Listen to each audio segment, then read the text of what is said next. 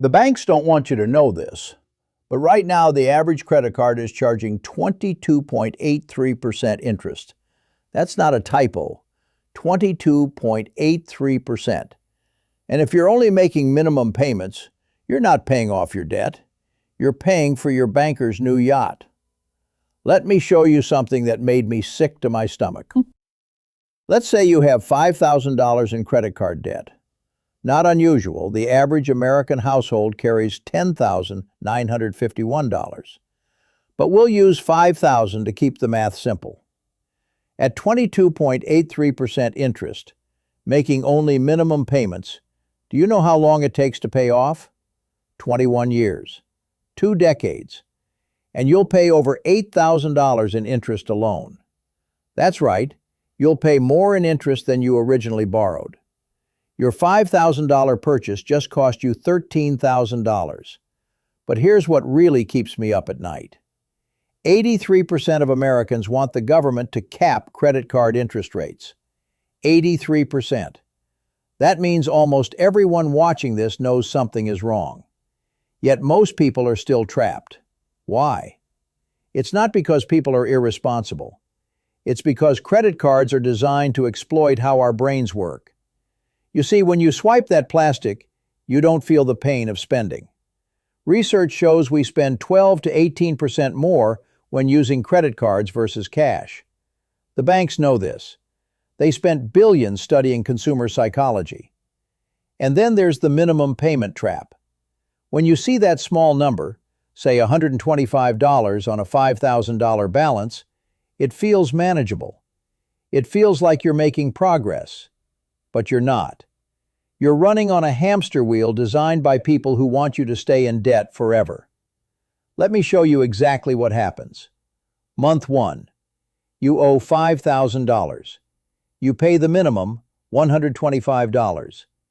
But that month, interest adds $95. So your balance only drops by $30. $30.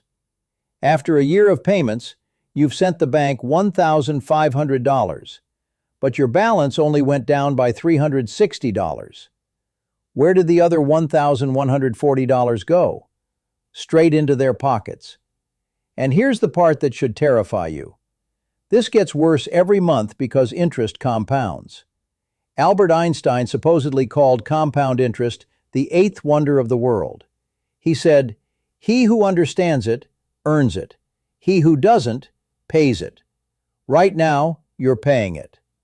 But stick with me because in the next 3 minutes, I'm going to show you exactly how to flip this equation and make compound interest work for you instead of against you.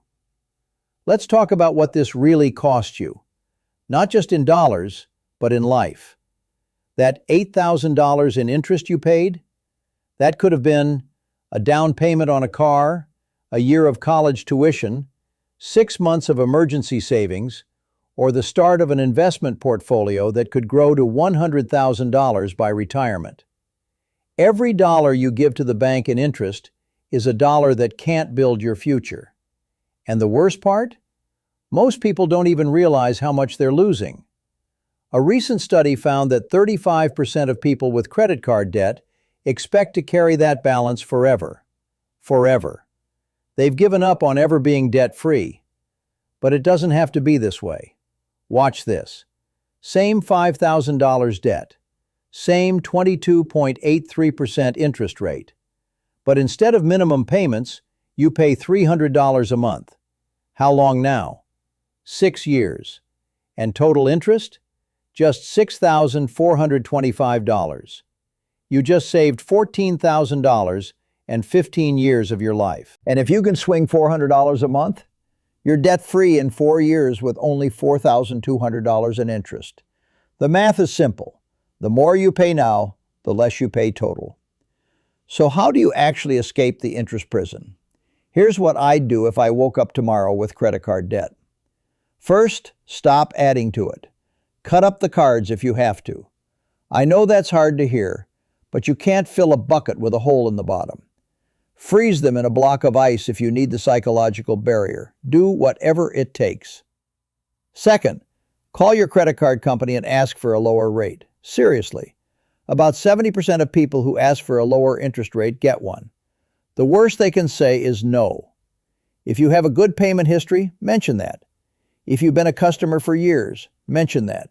Be polite, but persistent. Here's a script that works. I've been a loyal customer for X years with an excellent payment history. I'm looking at balance transfer offers with much lower rates. Can you match them or lower my rate to keep my business? Then stop talking. Let them fill the silence. If they say no, ask to speak to a supervisor. If the supervisor says no, call back in a week. Different representatives have different authority levels. One phone call could save you thousands. Third, consider a balance transfer to a 0% APR card. But, and this is critical, only if you're committed to paying it off during the promotional period. These offers typically last 12 to 21 months. Do the math. Divide your balance by the number of months. Can you realistically pay that much? Because here's the trap. If you don't pay it off in time, the interest rate often jumps to 25% or higher retroactively. Don't turn one prison into a worse one. Fourth, and this is where most people fail, create a written plan with a specific payoff date. Not, I want to pay off my debt someday. Write down, I will be debt-free by March 30th, 2028. Put it on your mirror. Put it in your phone. Make it real. Why does writing it down matter? Because it activates something called implementation intention. When you specify exactly what you'll do, when you'll do it, and where you'll do it, you're 200 to 300% more likely to follow through. This isn't motivation, it's psychology. Also, use the debt avalanche method. List your debts from highest interest rate to lowest. Pay minimums on everything except the highest rate debt. Throw every extra dollar at that one until it's gone. Then move to the next. Mathematically, this saves you the most money. Some people prefer the debt snowball, smallest balance first, for the psychological wins. And that's fine. The best method is the one you'll actually stick with. But if you can handle the avalanche, you'll pay less overall. Let me tell you about Sarah. She had $12,000 in credit card debt at an average of 19% interest. She was making minimum payments and felt hopeless. Then she called her credit card companies and got 2 of her rates lowered. She transferred her highest rate balance to a 0% card. She started paying $500 a month instead of $300. 18 months later, she was debt-free. 18 months. She told me the hardest part was making that first phone call.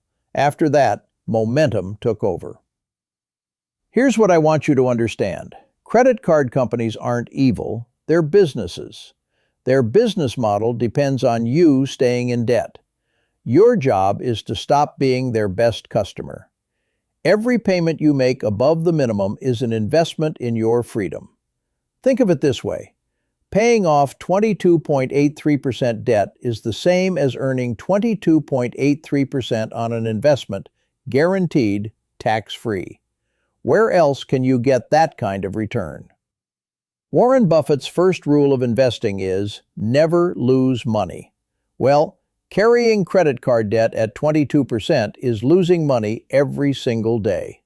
Rule number 2, never forget rule number 1. So here's my challenge to you. Right now, today, do 3 things. First, write down exactly how much credit card debt you have and what interest rates you're paying. Knowledge is power. Second, pick up the phone and call at least one credit card company to ask for a lower rate. Third, calculate what you could pay monthly if you really tried. Then add 10% to that number. In the next video, I'm going to show you why 2026 could be the most dangerous year for your savings in decades, and exactly what to do about it. Make sure you're subscribed so you don't miss it. Remember, the banks want you confused, overwhelmed, and making minimum payments. Don't give them what they want. Your financial freedom is worth fighting for.